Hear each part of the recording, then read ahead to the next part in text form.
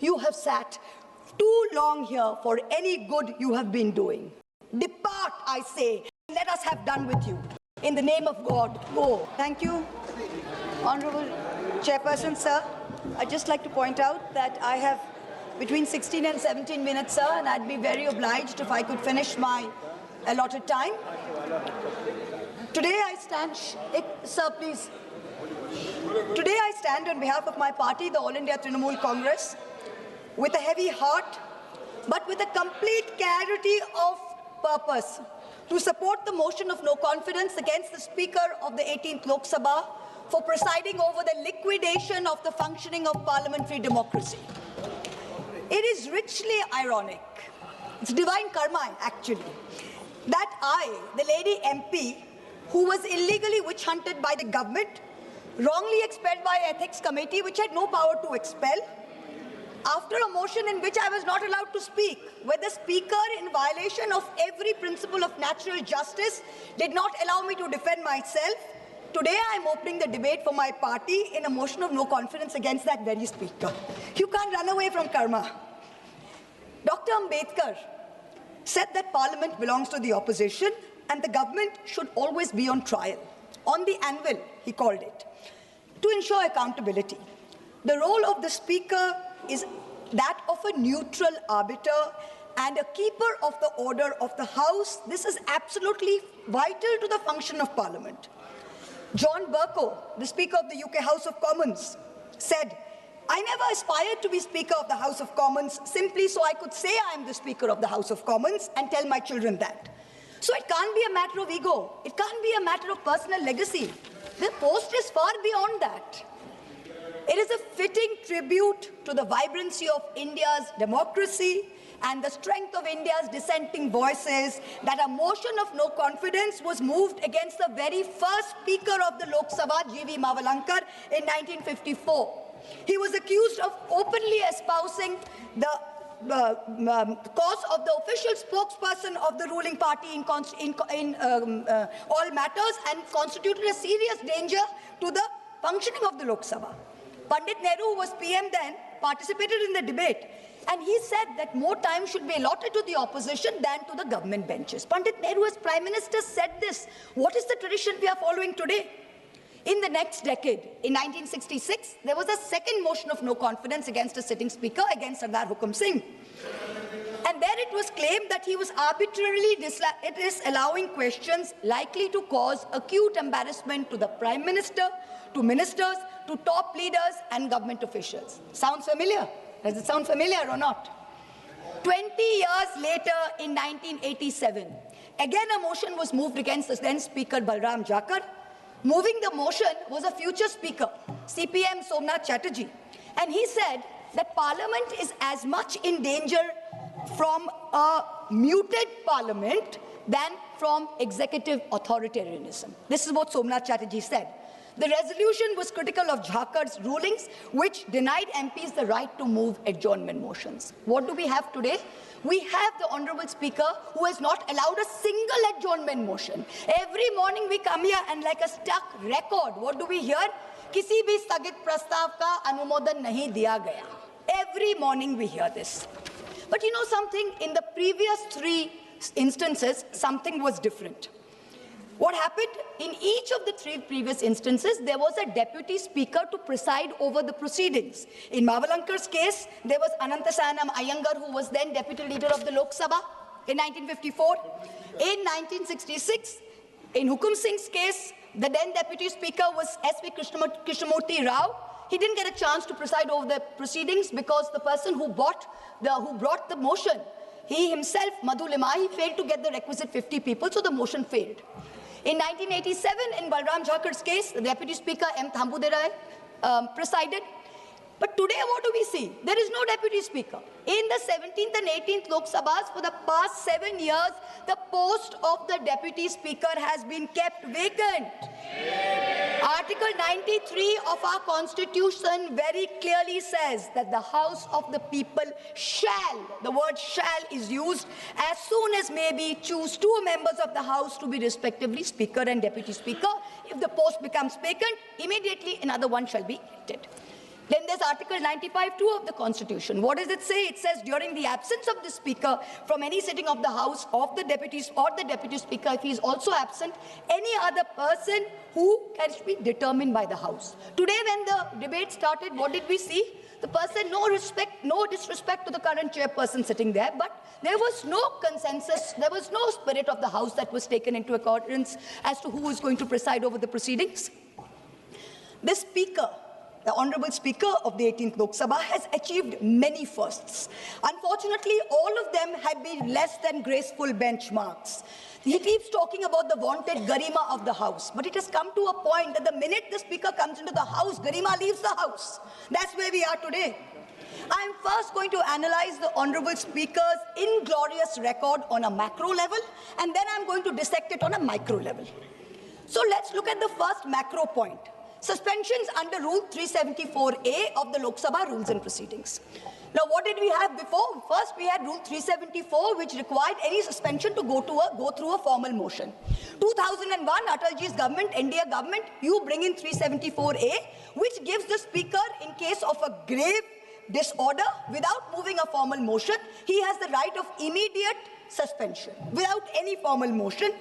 And this rule, the way it has been abused by the current Speaker, is the very antithesis of democracy. It is all that democracy should not be. In December 2023, Birlaji ordered the largest mass suspension in the history of Indian Parliament, suspending 100 opposition MPs. This one episode alone accounted for over 40% of all Lok Sabha suspensions since 2004. In the last 20 years, in one day, he suspended 40% of the total. And why did he do this? What was our grave error? We wanted a statement from the government on the breach of the parliamentary security. Was this not a matter of national importance? You tell us. Let this be a fair and neutral debate. Now, while these MPs were suspended, Birlaji presided over the passage of 3 criminal amendment bills without any substantive discussion. I would say he's complicit in, but this incident was not a one-off for him. Between 2004 and between today, I've listened to all of you, Mr. Pal. We can't speak to you anymore. The word removed from the record. Please expunge it. The word is removed from the record. Please expunge it, sir. No, Please, sir. Sureshji, please let No, me say. sir. Sureshji, please. But this incident was not a, this incident, please, sir. This incident was not a one-off moment for the Speaker. Between 2004 and today, 245 suspension actions were recorded in the Lok Sabha, and half of this total, 120 suspensions, were done by Birlaji alone. And that's not all. He's the only Speaker who has suspended only opposition MPs. 100% of these 120, 112 in the 17th Lok Sabha, and 120 suspensions have been done by Birlaji alone, and they were all Lok Sabha, they were all members of the opposition. Zero NDA. Let us now look at the numbers for previous speakers. The country has a right to know these statistics. In Somnath Chatterjee's time, 2004 to 2009, only 5 MPs were suspended. Never once Rule 374A used. 4 were suspended due to irregularities in MP lads, and 1 was suspended due to some impropriety on an MP tour. Somnath Chatterjee was a UPA nominee. He presided over turmoil in the House. There was, Advani ji was LOP at that time, but he never suspended NDA MPs. He never throttled their voice. He was called headmaster because he used to always scold MPs. He even went so far as to say that you all are misbehaving so much, you should not be allowed a penny of the public paisa to be spent on you. But even then, he never suspended anyone. Then we come to Meera Kumarji. She was also an UPA nominee. She was Speaker 2009 to 14 when Sushma Swaraj ji was LOP. Honorable MP, she suspended. Once Yes, again, I would like to remind you sir. that any MP who suspended is not suspended by the Speaker. The House, And I will there take is a your process. point, and I will There say, is a process, there is a procedure. yes, sir. There is a process, there is a procedure. All right, sir, he presided over it. The Sir, process is followed. Yes, sir, he presided over it. Sir, I will change my terminology. Perhaps we should add a 10th member to to the panel. We should add a 10th member to the No, no. panel. But anyway, I'm joking, sir. No, I'm sorry. joking, sir. No, I'm joking. I'm joking, sir. One second. All right. Please Yes, hold sir. on. Yes, Please hold sir. on. Yes, No. sir. No, this cannot continue like Yes, this. sir. All right. This is not done. Okay, sir. This is sir, not done. sir, let me go. I apologize. Sir, let me go Her back. previous sentence is removed Yes, from the sir. record. Okay, yes, sir. All right, all right. She suspended. One She second. is suspended. One second. Yes, sir. This type of sly remarks should be removed, and I Please request the chair to caution the member to direct from this type of sly remark. No, one second. No, one second. No, I fully agree. I fully Go agree ahead, with please. Mr. Bharat. I fully agree because the comments are against the chair. Sir, very good. Please continue. That's fine. Expunge it, sir. Saugat Please Raji, expunge please it, understand. sir. These Please remarks are expunge against it. the chair. Sir, we are moving a no Earlier, the confidence remarks were against the against chair. Sir, we are moving a no confidence against the chair. Obviously, the comments will be No. against the chair. Please let me finish, sir. Mr. Please let me, Suresh Yes, ji. sir, Mr. Suresh ji, please let me finish.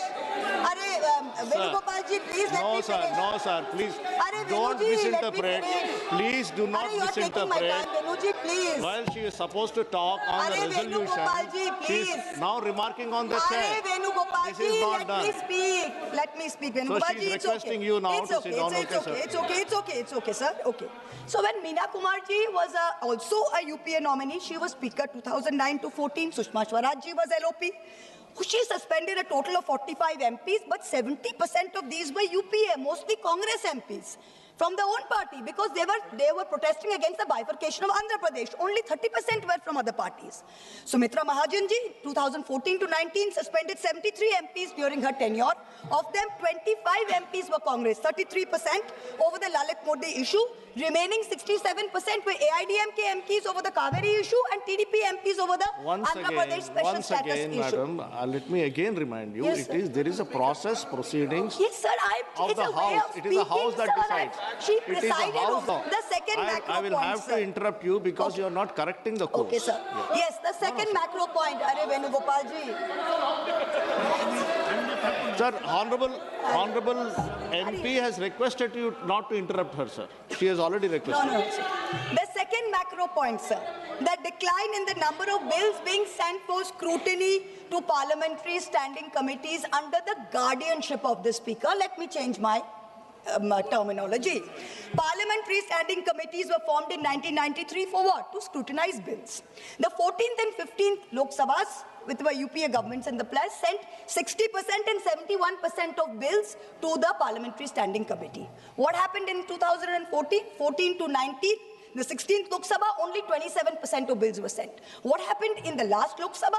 16% of bills were sent. The way it is going in this Lok Sabha, God knows what will happen. It will become single digit probably. Now let us look for a more detailed dissection.